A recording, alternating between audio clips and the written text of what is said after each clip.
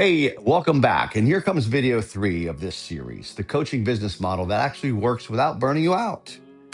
You do not fix a broken coaching business by adding more clients. You fix it by rebuilding the structure it runs on. Because if your business is already chaotic, growth will not solve it, growth will expose it. More clients will expose weak boundaries. More sales will expose weak delivery. More visibility will expose unclear positioning. More demand will expose lack of structure. So the question is not, how do I scale faster? The real question is, can the business I am building actually hold the responsibility of the promise I am making? Okay, that is the standard serious coaches need to operate from, in my opinion. My name is Russ Hosmer, founder and chief performance advisor here at Constant Progression. And Constant Progression is a behavioral concepts company, and we focus on coaching, consulting, counseling, and human performance systems. Okay, our work is built around structure, discipline, planning, performance, and renewal. And those same principles that I just mentioned apply to building a coaching business that actually works. So today, I want to lay out the model, in my opinion, that coaches need if they want sustainability, authority, and real client outcomes. The answer is not less coaching. The answer is better architecture around coaching. A lot of coaches think scaling means removing themselves from the work, and that is not always true. Scaling with integrity means your business becomes more structured, more precise, and less dependent on chaos.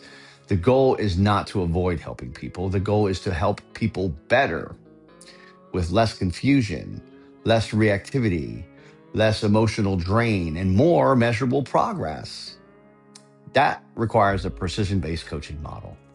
Now I want to break that down. So let's break that down. Let's break down that precision-based coaching model right here. So first one is to have ruthless client qualification. And the first piece here is client qualification. So stop trying to help everyone. That one decision will eliminate a large percentage of your stress. Not every person is ready for coaching. Not every person is aligned with your process.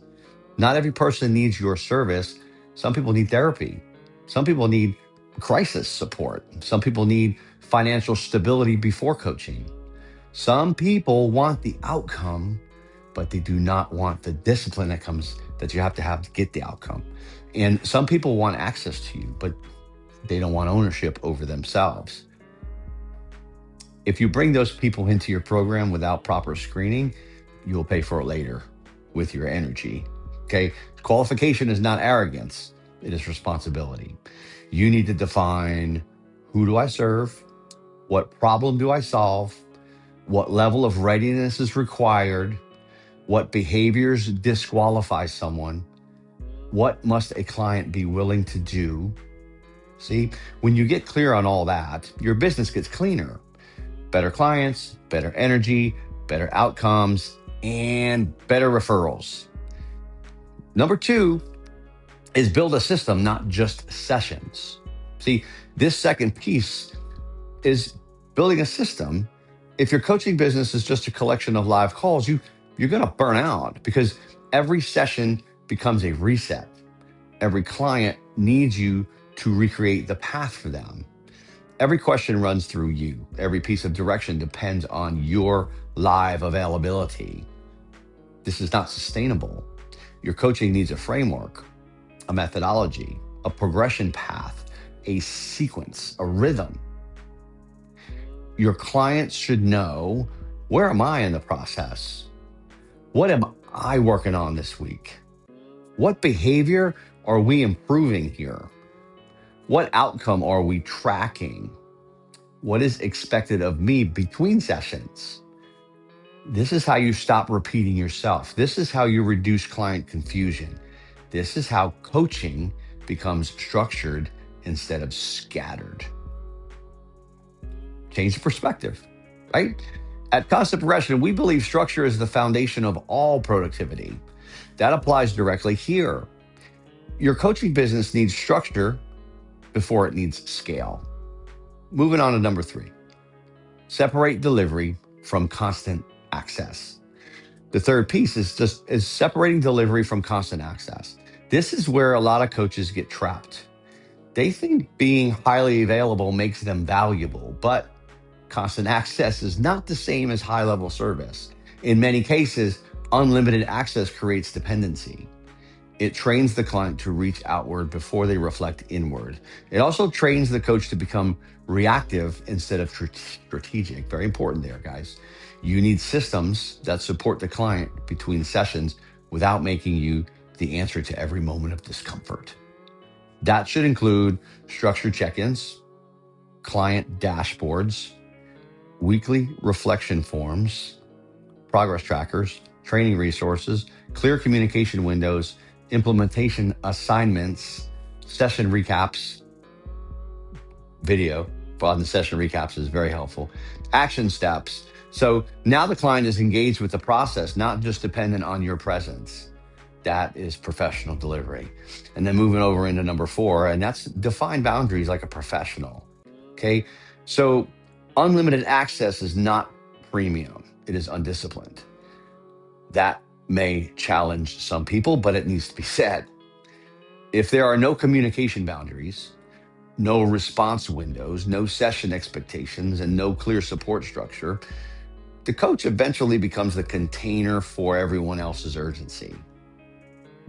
That's not leadership, that's leakage. Boundaries protect the work. They protect your energy, they protect the client's ownership, they protect the quality of your thinking, they protect the integrity of the coaching relationship. A serious coaching business needs professional standards. When clients can message how quickly they can expect response, what belongs in a session, what does not, what counts as an emergency support, what is outside your scope. See, when you define this clearly, the relationship becomes stronger, not weaker, because clarity creates trust. Moving on, number 5 here is fewer, higher level clients. Okay, that's the 5th piece is fewer, higher level clients. This is where many coaches need to shift their thinking, me included. I had to do this. This was not easy for me. More clients is not always better. More clients without structure usually creates more chaos. A strong coaching business does not require you to serve everyone. It requires you to serve the right people extremely well. If you have 8 to 15 serious, aligned, committed clients inside a structured model, that can be far more powerful than 40 scattered clients draining your energy and weakening your delivery. The goal is not maximum volume. The goal is maximum effectiveness. That is how you build authority, because when the right clients get real results, they become your best marketing. Not because you pressured them, but because the work worked. Number 6 is retention over constant acquisition. Okay. Retention over constant acquisition. So if your business depends on new clients every month just to survive, you're exposed. That creates pressure. Every month becomes a hunt. You're always looking for the next lead, the next call, the next close. That keeps your nervous system in survival mode. We all know this as coaches. So a better model creates progression. A client comes in at one level, then they move into deeper development, then advanced implementation, then maintenance, then leadership support, then corporate or team expansion, if appropriate, right? You are not trapping people. You are creating a legitimate development pathway for them. This is how a coaching business becomes stable. You stop restarting every month. You start building depth. And moving on into 7 is to track measurable outcomes. Okay, tracking, super important, because this is where the coaching industry needs to mature. Again, in my opinion, okay, me included. So if you claim transformation, you need to define what transformation means. What are you actually improving? Confidence? Then how does that show up behaviorally? Discipline? Then what are we tracking? Productivity? Then where's the measurement? Stress regulation? Then what indicators are we using? Leadership performance? Then what behavior should change? If you cannot measure movement, you cannot improve the model. And if you cannot improve the model, you cannot scale it with integrity. Measurement does not have to be complicated, but it does need to be intentional. Track execution, track habits, track follow through, track consistency, track emotional regulation, track decision making, track progress against goals, track client self awareness. You don't need to track all of this at one time. You build this into your system over time, guys. This is how you move from motivational coaching to professional coaching. See, here's the constant progression model summary. So the better model looks like this: qualify the client, define the problem, build the system, set the standards, structure the communication, track the progress, refine the execution, renew the energy. That is a business that can hold pressure. That is a model that creates better outcomes. That is a coaching practice with professional integrity from my experience. Now, I want to speak directly to coaches. If you are a coach right now and you are overwhelmed, do not just blame yourself. Look at your architecture. Look at your client standards. Look at your boundaries. Look at your delivery system. Look at your metrics. Look at how much of the business depends on your constant availability. That is where the truth is. And if you are aspiring to become a coach, build this way from the beginning. Do not wait until you're burned out to create structure, right? I'm not telling you or asking you to wait until everything's perfect. That's not what I'm saying, okay? Do not wait until clients are confused to define your process. Do not wait until your calendar is full to set boundaries. Build a standard now, because the way you build in the beginning determines what you will have to repair later. And here's the final message, okay? The future of coaching does not belong to the loudest voice online. It belongs to the most effective system.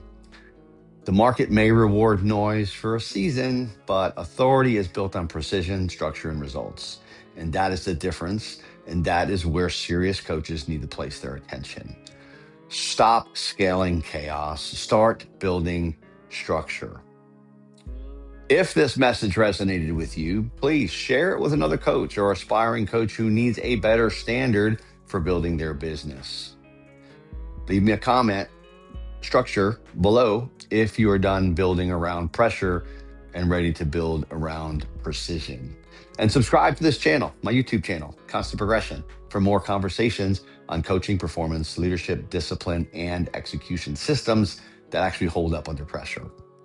And if you are serious about building a coaching model rooted in standards, measurable outcomes, and professional integrity, reach out directly. Let's have a conversation. There's no obligation. I'm not selling anything here. I'm just trying to help fellow coaches build a better business. At Constant Progression, this is what we do. We do not build around hype. We build systems that hold. I want to thank you once again for watching. I will see you in the next video. This is Constant Progression.